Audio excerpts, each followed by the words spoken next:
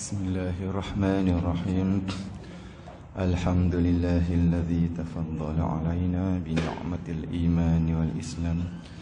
Wassalatu wassalamu ala man anzara binar basyara bil jinan sayyidina Muhammadin sayyidil mursalin wa ala alihi wa sahbihi ajma'in. Allahumma rzuqna fahman nabiyil mursalin wa ilhamil malaikatil muqarrabin bi rahmatika ya arhamar rahimin. Allahumma aftah alaina futuhal arifin bihikmatika yashirna alaina rahmatak wa zakir ma nasina ya zal jalali wal ikram.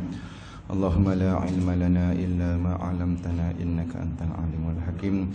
Allahumma 'allimna ma yanfa'una wa anfa'na bima 'allamtana wa zidna ilma. Allahumma la sahla illa ma ja'altahu sahla wa anta taj'alul husna idza syi'ta sahla. Fayassir lana umurana wakhtim lana bis sa'adah innaka 'ala kulli syai'in qadir. Rabbi shrah li sadri wa yassir li amri wahlul 'uqdatam min lisani yafqahu qawli. Wa sallallahu ala sayyidina Muhammadin wa ala alihi wa sahbihi wa baraka salam. Walhamdulillahi rabbil alamin. Sambung kita muka surat 79. Bahagian yang kedua, bahagi yang kedua.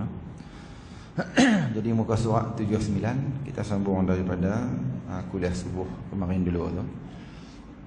Sambung hari ini ni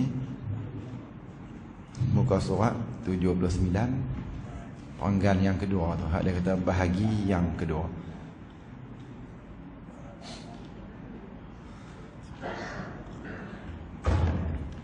Qala Syekhul Mu'allifu rahimahullahu ta'ala. Bahagi yang kedua. Yang kedua daripada 4 bahagi apa ni? 4 bahagi daripada benda-benda perkara-perkara yang nafsu tak suka. Jadi dalam kehidupan kita ni, daripada celik mata sampai nak tidur pula tu, kehidupan kita ni dia berkisar di atas 2 perkara ni. Yang pertamanya, perkara yang duk kena pada kita ni hak nafsu cukup seronok, hak nafsu cukup suka sangat-sangat. Yang keduanya, perkara yang duk timpa kita ni, yang berlaku kat kita ni, nafsu tak mau. Hak nafsu suka tu habis dah kita bincang dulu ni. Maka segala dalil-dalil Quran hadis pun dia buat main habis semua dah. Belakang ni dia cuma duk gulung bahas balik yang depan tu. Dalil dia buat main depan dah banyak kita ni. Maka hak kedua tu pada perkara yang nafsu tak mau sungguh. Ada 4 bahagi. Hak pertama habis dah kita bincang tu, benda nafsu tak suka apa dia? Buat ibadat. Buat ibadat. Buat ibadat ni nafsu paling tak mau. Tak mau. Jadi maka kita kena sabar. Dia panggil sabar atas mengerjakan taat. Selesai dah kita bincang subuh awal ni. Ni bahagian kedua ni. Bahagi kedua, apa dia hak nafsu tak suka juga? Meninggalkan segala maksiat. Tinggal dosa pun satu perkara yang nafsu tak suka juga. Tu. Tinggal dosa nafsu tak mau juga. Jadi tak kira lah dosa kecil ke dosa besar ke. Tu. Jadi dosa ni bukan dosa hak besar saja, bukan dosa minum arak saja, bukan dosa main judi saja, bukan berzina saja. Jadi dosa kecil pun macam kot lah. Tu. Nak kena tinggal juga. Tak patut aurat. Tu. Dan lain-lain lagi lah. Dan sungguhnya dia kata, jadi perkara yang nafsu tak perkara yang payah kita nak buat juga, iaitulah tinggal dosa. Dan sesungguhnya telah bersabda Rasulullah sallallahu alaihi wasallam, Nabi kata al-mujahidu man jahada nafsahu. Bermula berperang tu yang kata mujahadah tu. Yang kata mujahadah nafsu, mujahadah tu. Jalan tasawuf ni dia kena banyak mujahadah. Apa maksud makna mujahadah? Perang. Perang apa? Perang dengan diri kita. Jalan tasawuf ni kena banyak mujahadah, kena banyak mujahadah dengan Allah Taala. Mujahadah apa? Apa mujahadah? Perang. Kena banyak perang. Perang apa? Perang dengan diri sendiri. Tu. Bermula yang berperang itu Nabi kita, mereka yang memerangi ia akan nafsu. Peperangan yang sebenarnya iaitulah perang nafsu. Sebab apa? Sebab perang nafsu ni sampai mati. Perang sabilillah ni orang kafir ni habis perang balik. Tu. Habis perang selesai. Tu sama ada tentera Islam menang, tentera Islam kalah, habislah perang tu. Rancang pula nak perang bila pula. Tapi ada berperang dengan diri sendiri, tak habis. Lagi tak mati. Sampai roh keluar nyawa, roh keluar badan. Nyawa keluar di badan. Itu Nabi kata, hak tu sebenar-benar perang. Apa? Tak boleh penat, tak boleh jemuih, tak boleh lelah, perang tak boleh. Kalau kita teralik, kalau kita tak mau, kita kalah. Tak apa perangan nak sudah. Tak larat dah nak mayang. Tak larat nak beribadat dah. Habis. Tu. Sebab tu kita mayang ni, bila kita nak monti mayang? Sampai orang sembahyang kita. Nak monti juga mayang. Tak boleh monti mayang ni. Lawan nafsu. Tu. Tengok tu Allah Ta'ala memfardukan pada kita tu ibadah-ibadah tu. Tengok tu. Nah, salah satu dah ni duk lawan nafsu. Puasa lawan nafsu, semayang nafsu, ibadat semua duk lawan nafsu. Itulah mujahadah berperangan yang sebenar. Tu perang sebenar. Kalau Tuhan tak fardu pada kita, kau tak tahu lah, tak buat apa betul ni. Kerja duk makan tidur lah. Tu mayang dak, puasa dak, apa pun dak. Sebab tu orang sembahyang sunat ni ramai orang tak boleh buat. Tu. Bila semakin payah semakin sukar semakin sikit, makin sukar semakin sikit. Tu. Sembahyang malam lagi sikit orang buat. Payah. Payah. Tu kata perang nafsu ni Nabi kata inilah perang yang sebenar-benar perang. Perang sungguh ni. Musuh yang tak nampak payah lagi. Orang kafir duk nampak terbentang. Boleh tembak, boleh tikam. Musuh yang tersembunyi, musuh dalam selimut ni. Tu kadang-kadang kita nampak lagu kita menang dah. Padahal kena tipu lagi kena suruh. Tu. Kadang-kadang nampak kita menang dah, tapi kadang-kadang kena tipu lagi. Tu. Macam mana kena tipu lagi? Dia kata apa? Nak cerita ni, nak habaq ni, bukan nak mengumpat. Tu kena bohong je tu. Nah. Padahal tu mengumpat dah. Kan? Dia tadi nak cerita ni. Ni bukan nak mengumpat orang ni, cuma nak habaq dah. Lah habaq tu mengumpat dah tu. Kan? Tu kata kena tipu nak suruh ni. Kadang-kadang kita rasa baik dah. Kita rasa baik dah hari tu kan. Tu. Aku nak tolong hang ni, aku nak tolong hang. Aku sebenarnya aku habaq ni ke apa? Bukan aku nak apa, aku nak tolong hang. Tolong apa? Bagi berkeli orang. Kan? Tolong apa? Tu dia panggil tertipu lagi nak suruh. Tu dia kata, ni Nabi kata perang sungguh ni pasal hadis. Nak kena sabar sungguh-sungguh, nak kena kaji selidik, nak kena selok belok, dia kena tahu supaya tak tertipu. Tu dia tu Nabi kata di sini tu dan sabar. Habis itulah.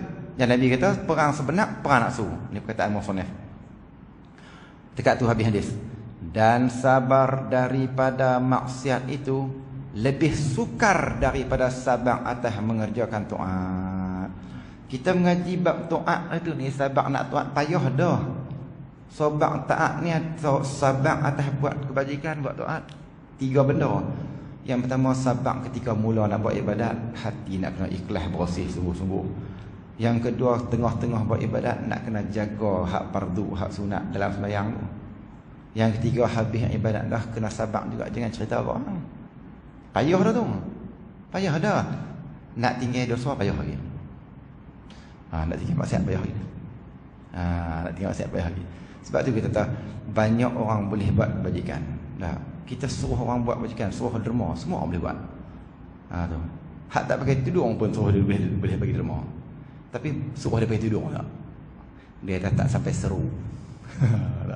Tak sampai seru. Nak buat taat boleh. Tapi nak tinggal dosa apa? Tinggal dosa dedah aurat tu.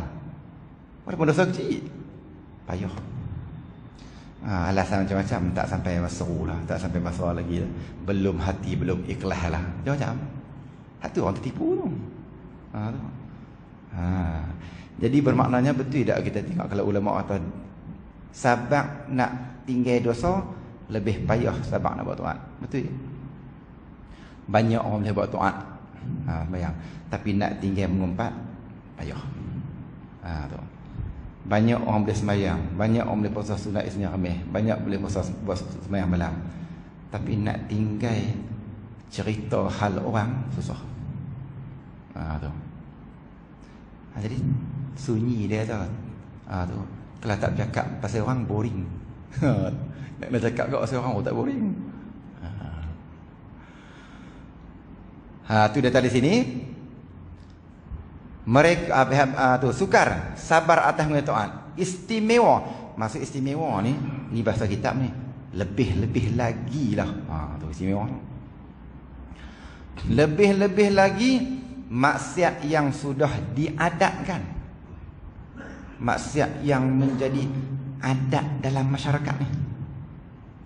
Tu. Dosa yang menjadi adat dalam masyarakat. Apa yang nak tinggal ni? Ramai adat, kebanyakan majoriti main bola mesti pakai surat pendek. Susah tinggal. Sebab dia panggil adat tu sendiri duk mendorong dia untuk dia boleh buat benda tu. Adat tu dah menjadi satu benda yang menyokong dia untuk dia ada kekuatan untuk buat. Lagi payah. Tu. Tu dia abang kata istimewa pula lebih-lebih lagi maksiat yang sudah diadatkan. Dosa yang menjadi adat. Macam orang dulu apa? Mai bila kenduri mesti ada hadrah. Tu. Jadi kalau kenduri tu kalau tak buat balai, kalau tak panggil bencok, tak siap syarat lah. Tu dia panggil maksiat yang diadat. Jadi kalau tak buat orang sebelik. Apa hang tak ambil balai, tak ambil apa pondan duk menari apa ni, tak syok tu, tak jadi kenduri lagu ni. Jadi adat tu sendiri duk menyokong untuk buat. Tu. Jadi nak tinggal payah. Pasal apa dah berlaku adat. Jadi macam kalau tak buat tu rasa pelik. Tu dia kita dapat adat lah. Adat. Lah ni juga lah dandut ke apa kan, macam lah kan. Kerana dia kata pasal apa dia kata maksiat adat payah? Kerana bertolong-tolong padanya tentera hawa nafsu. Keinginan nafsu tu seolah-olah tentera dah. Dan tentera adat. Tu kita faham kan? Adat tu seolah-olah macam tentera. Adat tu seolah-olah macam satu pasukan untuk kita bertambah kuat lagi buat benda tu. Jadi kita tak rasa salah pun. Pasal apa? Orang ni buat, orang ni buat, orang ni buat, orang ni buat, semua pakat buat. Jadi satu padang tu semua ke surat pendek. Jadi tak bahasa apa pun kan, biasa ya. Biasa. Ini lagi payah nak tinggal ni. Tu dia bab sini tu. Maka jika berhimpun kepada keduanya oleh mudah mengerjakannya. Kalaulah bila berhimpun kedua-dua ni adat menyokong hawa nafsu oleh mudah mengerjakannya. Tu mudah orang nak buat benda ni. Nescaya tiada sabar. Percayalah dia kata, tak ada siapa akan boleh sabar. Bila sebab tu dia panggil suasana untuk mempengaruhi kita, kan? Suasana keadaan tempat kan untuk mempengaruhi kita. Betul kadang-kadang budak yang baik pun bila pergi berkawan duduk persekitaran yang tak elok, kan? Kadang-kadang duduk di tempat dia elok, dia pergi luar negara tu campur dengan orang tak sembahyang, campur orang apa, balik-balik mai hak pakai tudung dia bawa tudung, kan? Tu contoh sajalah. Sebab adat tu seolah menjadi macam kan satu benda yang motivasi untuk dia buat benda tu. Tu adat, tu kata adat kuat tu. Tu setengah-setengah tempat kadang orang panggil pegang adat tu, kadang terlebih sangat tu. Macam dulu kita tak adat orang belah mana yang kahwin, adat perpatihan. kahwin kan. Bila ni berpisah, orang lelaki kena tinggal bagi harta kat bini semua. Tu panggil adat. Panggil adat pepatih kan. Tu. Tapi lah ni mungkin orang tak buat dah adat tu kot. Tu dia panggil adat kuat. Tu dia maksud kalau dia kata bila berhimpun dua-dua tu, siapa takkan boleh tinggal, dia setiap tak sabar. Jarang sangat orang nak boleh sabar. Maksud apa nak sabar? Maknanya jarang ada orang dia duduk dalam masyarakat lagu tu, dia belah masyarakat tu, dia tak peduli. Hampa ikut tak ikut, aku tak pegang pada agama. Hampa nak kata api, aku tak buat. Hampa nak kata api, aku tak ikut hampa. Aku tetap nak pegang agama. Jarang, dia kata jarang orang boleh sabar lagu tu. Jangan. Bila berhimpun dua-dua tu, keinginan teringin pun ada, adat pun semua orang buat. Bila tak macam lah, bila tak buat orang tak isylah. Sekali orang tak buat, orang kata apa pula. Tu adat. Tu. Sekali tak buat, kita tak panggil orang main menyanyi dandut-dandut apa ni, orang kata apa pula. Tu. Tak. Jadi dia kata di sini, siapa pun tak boleh sabar daripadanya, melainkan orang ni yang boleh sabar, melainkan siddiqin. Tengok. Apa dia siddiq? Orang-orang yang ada sifat siddiq. Orang-orang yang ada sifat siddiq, apa dia? Orang-orang yang hati dia jujur sungguh dengan Allah. Ini boleh. Orang-orang yang ada sifat jujur dengan Tuhan, ini saja yang boleh lawan dia belah adat. Jadi hampa nak buat, aku tak mau. Jadi aku nak buat ikut syarak. Aku nak buat hak wajib-wajib. Tu hak mampu-mampu aku tak mau. Tu dia panggil tak ada siapa pun yang mampu bersabar sebab adat tu terlalu kuat. Nampak tu? Tu. Lepas tu Nabi suruh tengok jiran tu. Ajar qabla dar. Nak piduk setempat tu, nak buat rumah, tengok jiran. Jiran. Tengok jiran. Kalau jiran hak bagus-bagus, pergi cepat-cepat sikit buat orang tu. Kalau jiran hak tak sembahyang, jiran duk pasang karaoke tiap malam rumah tu, kalau boleh elok pergi duk taling. Tu. Sebab dia akan mempengaruhi. Baru. Tu di atas sini orang yang sidik. Sidik ni orang yang benar hati sungguh. Benar perkataan, benar perbuatan, benar hati dengan Allah. Yang ni dia boleh tinggal, dia tak peduli. Orang kata hang ni awak tak buat lagu ni, tak tahu tak. Maka jika habis tu artinya orang yang banyak benar. Orang yang banyak benar. Dia bagi contoh yang paling dekat dengan kita hari-hari dah ni berlaku dalam masyarakat. Bermula yang demikian itu apa dia? Maksiat yang jadi adat dalam masyarakat yang tak boleh tinggal. Dia kata di sini yang pertama seperti mengumpat. Tengok mengumpat. Payah nak tinggal mengumpat ni. Pasal apa? Sebab dosa yang paling mudah nak buat. Cerita pasal orang walaupun betul. Simple mengumpat ni. Cerita pasal orang walaupun betul. Habis betul mengumpat. Tu. Ni dia kata ini dosa yang menjadi adat. Tambahlah lagi senang kan? Dia panggil viral kan? WhatsApp kan?